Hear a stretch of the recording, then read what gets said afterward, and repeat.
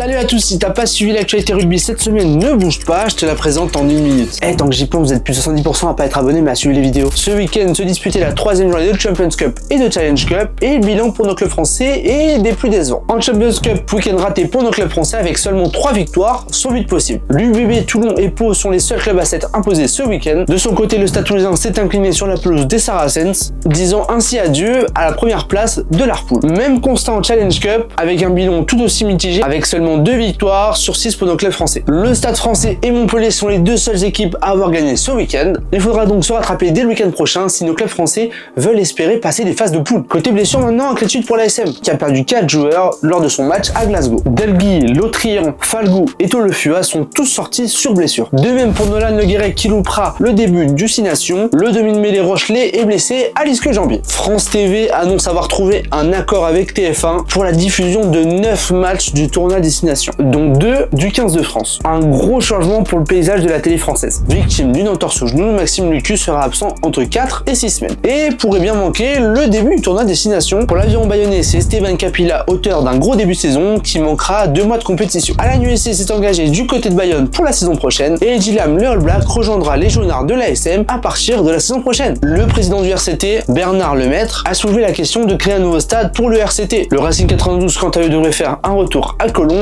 après la vente de Paris La Défense Arena au géant américain Live Nation. Du côté de l'outre-Manche, les dirigeants de la Premiership réfléchiraient à la transformation de la Premiership en une ligue fermée à partir de la saison 2029-2030. L'objectif est clair, sécuriser les investissements, garantir la stabilité économique des clubs en supprimant la menace de relégation. On a eu droit à l'officialisation d'un match du 15 de France à Vannes contre l'Angleterre. Alistair Crosdale, le joueur de l'USAP, a annoncé qu'il mettait un terme à sa carrière à l'âge de seulement 27 ans. Ce week-end, Anthony Belot a fait son retour sur les pelouses françaises lors du match UBB Northampton. Du côté de la Pro D2, Samuel Marquez et Michael Roux intéressent la section Ballos pour pallier le départ de Robson la saison prochaine. Thomas Céleste lui a prolongé à Provence jusqu'en 2027. Toujours en Pro D2, Pierre-Henri Brocran, actuel entraîneur du CA Brive, a annoncé son départ du club et devrait prendre la tête de la sélection géorgienne. Merci à tous d'avoir suivi cette vidéo, n'hésitez pas à vous abonner et on se dit à la semaine prochaine.